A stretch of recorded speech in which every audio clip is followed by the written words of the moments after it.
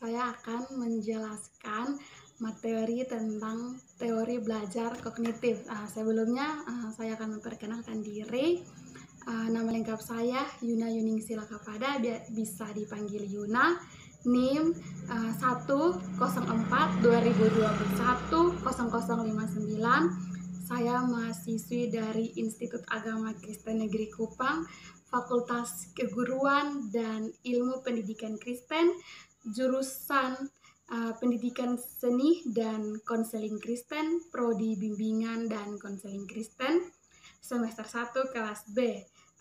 Tugas mata kuliah teori belajar. Secara umum, belajar merupakan suatu kegiatan umum yang dialami oleh seorang manusia, dan kegiatan belajar tidak hanya berpusat di lingkungan sekolah, bisa juga di lingkungan sekitar, dan belajar bisa kapan saja dan di mana saja. Intinya disesuaikan dengan hati kita. Kita ingin di mana, kita sesuaikan agar proses belajar itu bisa berjalan dengan baik.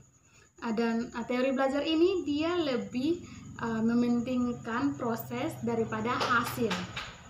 Secara umum, pengertian kognitif secara umum, kognitif adalah sesuatu yang berkaitan dengan aktivitas mental yang membuat suatu individu mampu menghubungkan, menilai, dan mempertimbangkan suatu peristiwa sehingga individu tersebut mendapatkan pengetahuan. Contohnya adalah belajar. Dan teori kognitif ini mengatakan bahwa belajar tidak sekedar melibatkan hubungan antara stimulus atau perangsang dan respon atau reaksi, tetapi belajar ini dia melibatkan tingkah laku seseorang yang ditentukan oleh persepsi serta pemahamannya tentang situasi yang berhubungan dengan tujuan belajar. Selanjutnya, pengertian kognitif menurut para ahli. Di sini saya memilih 3 para ahli. Yang pertama, menurut Neischer. Neischer mengatakan bahwa kognitif yaitu perolehan, penataan, dan penggunaan pengetahuan. Yang kedua, menurut Piaget. Piaget mengatakan bahwa kognitif yaitu bagaimana seorang anak mampu beradaptasi dan menginterpretasikan objek dan kejadian-kejadian yang ada di sekitarnya. Yang ketiga, menurut Drever. Drever mengatakan bahwa kognitif yaitu istilah umum yang melingkupi metode pemahaman, yakni adalah sebuah persepsi, penilaian, penalaran, imajinasi, dan penangkapan makna. B. Fungsi dari kognitif. Di mana fungsi kognitif terdiri dari 5 fungsi. Yang pertama, perhatian. Di mana perhatian merupakan penyeleksi rangsangan yang nantinya menjadi fokus perhatian dan bisa diabaikan secara bersamaan. Rangsangan yang dimaksud adalah seseorang rangsangan itu dapat berupa bau, suara, maupun gambar. Fungsi yang kedua adalah memori atau daya ingat. Memori atau daya ingat ini berkaitan dengan tingkat kefokusan seseorang, di mana semakin fokus seseorang, maka baik pula memori atau daya ingatnya. Hal ini merujuk pada suatu informasi yang akan ditransfer dan disimpan di dalam otak orang tersebut. Fungsi yang ketiga adalah fungsi eksekutif, di mana fungsi eksekutif ini merupakan fungsi yang mengarahkan manusia untuk menjadi perencana dan melaksanakan sesuatu yang telah ia rencanakan. Fungsi eksekutif ini dapat melihat bagaimana cara seseorang menyelesaikan setiap persoalan yang dihadapi olehnya. Fungsi yang keempat adalah kemampuan berbahasa. Kemampuan ini berkaitan dengan bagaimana seseorang mampu menyusun kata-kata saat berkomunikasi dengan orang lain. Di mana beda orang berarti beda pula tata cara dalam menyampaikan sesuatu, atau beda cara dalam kemampuan berbahasanya. Semua itu tergantung dari fungsi kognitif yang ada dalam orang tersebut. Fungsi yang kelima yaitu merasakan dan mengenali. Dengan adanya fungsi yang kelima ini, fungsi kognitif ini dapat membuat seseorang bisa merasakan dan membedakan antara sesuatu dengan yang lainnya. Misalnya membedakan jeruk dan lemon, kemudian semangka dan melon. Dengan adanya kelima fungsi kognitif ini dapat membuat seseorang dengan mudah dapat bergaul dengan orang lain. C. Teori belajar kognitif. Teori belajar kognitif adalah teori belajar yang mementingkan proses belajar daripada hasilnya. Seperti yang sudah saya katakan di awal, bahwa teori kognitif ini dia lebih mementingkan proses belajar daripada hasil. Prosesnya baru ada hasil. Jika prosesnya baik, maka hasilnya pun baik. Di mana teori ini menyatakan bahwa pada proses belajar, seseorang tidak hanya cenderung pada hubungan antara stimulus atau perangsang dan respon atau reaksi, melainkan juga bagaimana perilaku seseorang dalam mencapai tujuan belajarnya. Contohnya, seorang guru harus menggunakan bahasa yang mudah dipahami oleh peserta didik. Ketika guru menyampaikan sesuatu, maka dia harus menggunakan bahasa-bahasa yang sederhana agar peserta didik tersebut dapat memahaminya dengan jelas. Kemudian, guru tersebut harus memberi ruang bagi peserta didik untuk saling berbicara, berdiskusi dengan teman lainnya, agar lebih membuat peserta didik tersebut untuk bisa berbicara di depan umum. D.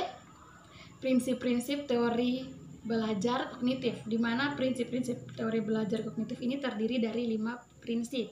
Yang pertama itu proses belajar lebih penting daripada hasil.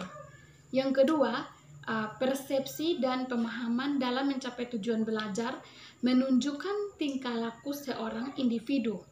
Yang ketiga, materi belajar dipisahkan menjadi komponen kecil, lalu dipelajari secara terpisah. Maksudnya, materi belajar itu dijelaskan, diberi lebih mendetail agar mudah dipahami. Yang keempat, keaktifan peserta didik saat pembelajaran merupakan suatu keharusan. Jadi, dalam suatu proses pembelajaran perlunya keaktifan dari peserta didik. Artinya agar peserta didik dapat memahami materi yang disampaikan. Yang kelima, pada kegiatan belajar dibutuhkan proses berpikir yang kompleks. Perlunya berpikir secara kompleks. E. Pendekatan kognitif. Pendekatan kognitif ini merupakan suatu istilah yang menyatakan bahwa melalui tingkah lakulah seorang individu akan mengalami proses mental yang nantinya bisa meningkatkan kemampuan yang dimilikinya, kemudian membandingkan atau menanggapi stimulus atau perangsang itu sebelum terjadinya reaksi atau respon. F. Perkembangan kognitif. Setiap orang, terkhususnya seorang anak, itu memiliki kemampuan kognitif yang berbeda-beda. Karena disebabkan oleh perkembangan kognitifnya yang berbeda pula itu. Namun ada hal-hal umum yang bisa dijadikan suatu acuan perkembangan kognitif pada anak. Kemudian G. Pengelompokan teori Piaget, di mana teori Piaget ini mengelompokkan beberapa tahap. Tahap pertama yaitu tahap sensori motor. Di mana tahap sensori motor ini usia anak dari 18 sampai 24 bulan. Pada tahap ini anak belajar tentang dunia melalui sentuhan dan indera lainnya. Tahap kedua adalah tahap praoperasional, di mana usia anak ini dari 2 sampai 7 tahun. Pada tahap praoperasional ini, anak mulai mengatur objek secara logika atau secara logis. Tahap ketiga adalah tahap operasional konkret. Itu anak dari usia 7 sampai 11 tahun. Pada tahap ketiga ini, penalaran anak itu dia sudah secara penalaran verbal dan pemikiran hipotesis anak itu sudah mulai berkembang. Tahap yang keempat atau tahap terakhir adalah tahap operasional formal. Itu pada anak usia 12 tahun ke atas. Di mana pada tahap operasional formal ini kuantitasi atau isi otaknya itu dipengaruhi oleh bentuk yang berbeda. H. Level kognitif. Level kognitif ini terdiri dari 3 level. Pertama, level 1 ini tingkat kemampuannya itu masih rendah. Di mana pada level 1 ini dia menunjukkan tingkat kemampuan yang paling rendah karena hanya menuntut pengetahuan dan pemahaman peserta didik. Yang kedua, level kedua. Pada level kedua ini tingkat kemampuannya itu makin tinggi dari level yang ke-1. Karena level 2 ini menuntut peserta didik untuk mampu menerapkan apa yang dipahami oleh anak tersebut. Yang ketiga, level 3. Level 3 ini dia tingkat kemampuannya itu lebih atas dari level pertama dan level kedua. Karena level ketiga ini dia menuntut peserta didik untuk bisa menganalisis, menyintesis, dan juga mengevaluasi. Bisa dilihat pada gambar, itu ada level kognitif AKM numerasi, itu sudah dijelaskan secara bertahap. Kemudian teori kognitif ini pun mengalami kelebihan dan kekurangan. Di mana kelebihannya yaitu dia dapat menjadikan siswa lebih kreatif dan lebih mandiri. B. Membantu siswa agar memahami bahan belajar secara lebih mudah. Dan kekurangan dari teori belajar kognitif ini yang pertama, itu teori ini tidak menyeluruh untuk semua tingkat pendidikan. B. Teori ini sulit diterapkan jika peserta didik mengalami hambatan kognitif. Demikian penyampaian materi dari saya tentang materi belajar teori kognitif. Mungkin ada kekurangan dari materi ini, mungkin itu kekurangan saya. Nantinya saya akan melengkapi jika diberi tugas lagi tentang materi ini, dan kiranya materi ini bisa bermanfaat buat kita yang menontonnya. Sekian dan terima kasih.